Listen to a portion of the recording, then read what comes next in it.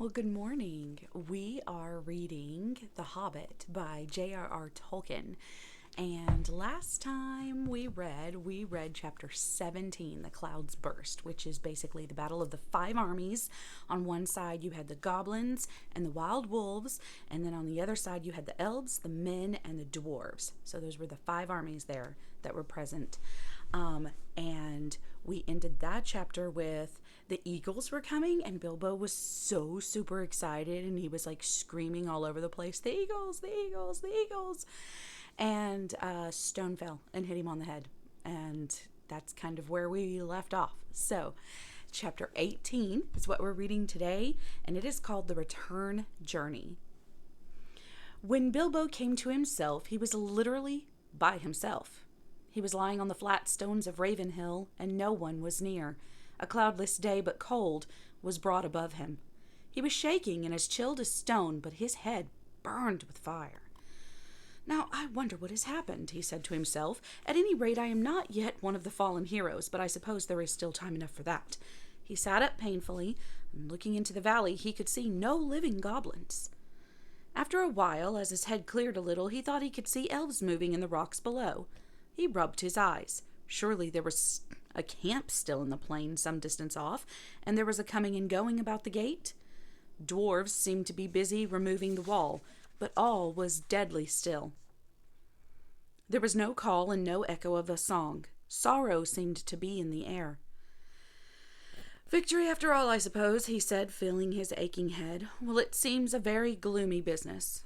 Suddenly he was aware of a man climbing up and coming towards him. "Hello there," he called with a shaky voice. "Hello there, what news?" "What voice is it that speaks among the stones?" said the man, halting and peering about him not far from where Bilbo sat. Then Bilbo remembered. His ring. "Well, I'm blessed," said he. "This invisibility has its drawbacks after all. Otherwise, I suppose I might have spent a warm and comfortable night in bed." "It's me, Bilbo Baggins, companion of Thorin," he cried, hurriedly taking off his ring. "It is well that I have found you," said the man, striding forward. "You are needed, and we have looked for you long. You would have been numbered among the dead, who are many, if Gandalf the Wizard had not said that your voice was last heard in this place. I have been sent to look here for the last time. Are you much hurt?" "Oh, a nasty knock on the head, I think," said Bilbo. "But I have a helm and a hard skull. All the same, I feel sick, and my legs are like straws." "I will carry you down to the camp in the valley," said the man, and picked him lightly up. The man was swift and sure-footed. It was not long before Bilbo was set down before a tent in Dale, and there stood Gandalf with his arm in a sling. Even the wizard had not escaped without a wound, and there were few unharmed in all the host.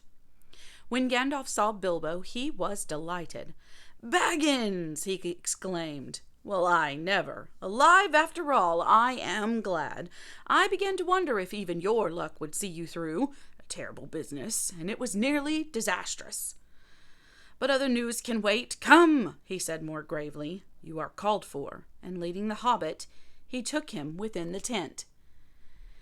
"Hail, Thorin," he said as he entered. "I have brought him." There indeed lay Thorin Oakenshield, wounded with many wounds, and his rent armor and notched axe cast upon the floor. He looked up as Bilbo came beside him. "Farewell, good thief," he said. "I go now to the halls of waiting to sit beside my fathers until the world is renewed. Since I leave now all gold and silver, and go where it is of little worth, I wish to part in friendship from you, and I would take back my words and deeds at the gate." Bilbo knelt on one knee and filled with sorrow. "Farewell, King under the mountain," he said. "This is a bitter adventure, if it must end so, and not a mountain of gold can amend it. Yet I am glad that I have shared in your perils. That has been more than any Baggins deserves." "No," said Thorin. "There is more in you of good than you know, child of the kindly West. Some courage and some wisdom blended in measure. If more of us valued food and cheer and song above hoarded gold, it would be a merrier world. But sad or merry, I must leave it now. Farewell." Then Bilbo turned away, and he went by himself and sat alone wrapped in a blanket, and whether you believe it or not, he wept until his eyes were red and his voice was hoarse. He was a kindly little soul. Indeed, it was long before he had the heart to make a joke again. A mercy it is, he said at last to himself, that I woke up when I did. I wish Thorin were living, but I am glad that we parted in kindness. You are a fool, Bilbo Baggins. You made a great mess of that business with the stone, and there was a battle in spite of all your efforts to buy peace and quiet, but I suppose you can hardly be blamed for that. All that had happened after he was stunned, Bilbo learned later, but it gave him more sorrow than joy, and he was now weary of his adventure. He was aching in his bones for the homeward journey. That, however, was a little delayed, so in the meantime, I will tell you something of those events. The eagles had long had suspicion of the goblins mustering. From their watchfulness, the movements in the mountains could not be altogether hidden. So they too had gathered in great numbers under the great eagle of the misty mountains, and at length, smelling battle from afar, they had come speeding down the gale just in the nick of time. It was who dislodged the goblins from the mountain slopes, casting them over precipices or driving them down shrieking and bewildered among their foes. It was not long before they had freed the lonely mountain, and elves and men on either side of the valley could come at last to the help at the battle below. But even with the eagles, they were still outnumbered. In that last hour, Beorn himself appeared. No one knew how or from where. He came alone and in bear's shape, and he seemed to have grown almost to giant size in his wrath. The roar of his voice was like drums and guns, and he tossed wolves and goblins from his path like straw and feathers. He fell upon their rear and broke like a clap of thunder through the ring. The dwarves were making a standstill about their lords upon a low rounded hill. Then Beorn stooped and lifted Thorin, who had fallen pierced with spears, and bore him out of the fray. Swiftly he returned, and his wrath was redoubled, so that nothing could withstand him, and no weapon seemed to bite upon him. He scattered the bodyguard, and pulled down Bolg himself, and crushed him. Then dismay fell on the goblins, and they fled in all directions. But weariness left their enemies with the coming of new hope, and they pursued them closely, and prevented most of them from escaping where they could. They drove many of them into the running river, and such as fled south or west they hunted into the marshes about the forest river. And there the greater part of the last fugitives perished, while those that came hardly to the wood elves' realm were there slain or drawn in to die deep in the trackless dark of the Mirkwood. Songs have said that 3 parts of the goblin warriors of the north perished on that day, and the mountains had peace for many a year. Victory had been assured before the fall of night, but the pursuit was still on foot when Bilbo returned to the camp, and not many were in the valley save the more grievously wounded. "Where are the eagles?" he asked Gandalf that evening, as he lay wrapped in many warm blankets. "Some are on the hunt," said the wizard, "but most have gone back to their eyries. They would not stay here, and departed with the first light of morning. Dane has crowned their chief with gold, and sworn friendship with them forever." "I am sorry. I should have liked to see them again," said Bilbo sleepily. "Oh, perhaps I shall see them on the way home. I suppose I shall be going home soon, then." "As soon as you like," said the wizard. Actually, it was some days before Bilbo really set out. They buried Thorin deep beneath the mountain, and Bard laid the Arkenstone upon his breast. "There let it lie till the mountain falls," he said. "May it bring good fortune to all his folk that dwell hereafter." Upon his tomb the elven king then laid Orcrist, the elvish sword that had been taken from Thorin in captivity. It is said in songs that it gleamed ever in the dark if foes approached, and the fortress of the dwarves could not be taken by surprise. There now Dane, son of Nain, took up his abode, and he became king under the mountain, and in time many other dwarves gathered to his throne in the ancient halls. Of the 12 companions of Thorin, 10 remained. Fili and Kili had fallen defending him with shield and body, for he was their mother's elder brother. The others remained with Dane, for Dane dealt his treasure well. There was, of course, no longer any question of dividing the hoard in such shares as had been planned. to Balin and Dwalin and Dori and Nori and Ori and Oin and Gloin and Bifur and Boffer and Bomber, or to Bilbo. Yet a 14th share of all the silver and gold, wrought and unwrought, was given up to Bard, for Dain said, "We will honor the agreement of the dead," and he has now the Arkenstone in his keeping. Even a 14th share was wealth exceedingly great, greater than that of many mortal kings. From that treasure Bard sent much gold to the master of Lake Town, and he rewarded his followers and friends freely. To the Elven king he gave the emeralds of Girion, such jewels as he most loved, which Dain had restored to him. To Bilbo he said, "This treasure is as much yours as it is mine, though old agreements cannot stand, since so many have a claim in its winning and defense. Yet even though you were willing to lay aside all your claim, I should wish that the words of Thorin, of which he repented, should not prove true, that we should give you little. I would reward you most richly of all of us." "That's very kind of you," said Bilbo, "but really it is a relief to me. How on earth should I have got all that treasure home without war and murder all along the way, I don't know, and I don't know what I should have done with it when I got home. I am sure it is better in your hands." In the end, Bilbo would only take 2 small chests, one filled with silver and the other with gold, such as one strong pony could carry.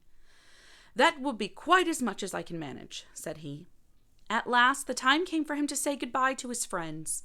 "Farewell, Balin," he said, "and farewell, Dwalin, and farewell, Dori, Nori, Ori, Oin, Gloin, Bifur, Boffer, and Bomber. May your beards never grow thin." And turning towards the mountain, he added, "Farewell, Thorin Oakenshield, and Fili and Kili. May your memory never fade."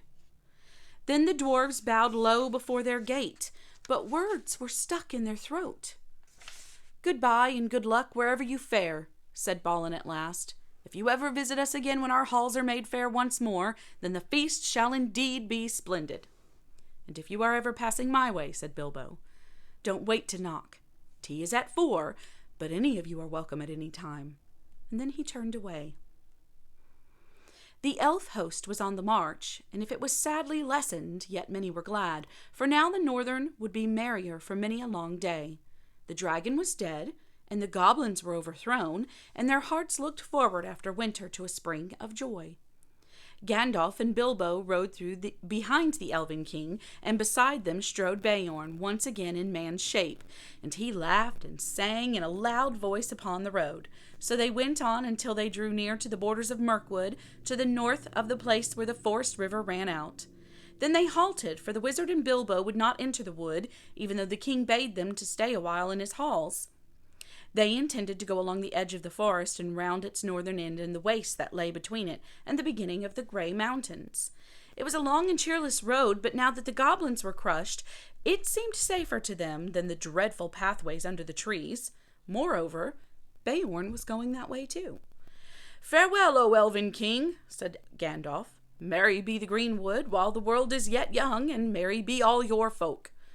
"Farewell, O Gandalf," said the king. "May you ever appear where you are most needed and least expected. The oftener you appear in my halls, the better shall I be pleased." "I beg of you," said Bilbo, stammering and standing on one foot, "to accept this gift," and he brought out a necklace of silver and pearls that Dain had given him at their parting. "In what way have I earned such a gift, O Hobbit?" asked the king. "Well, I thought, don't you know?"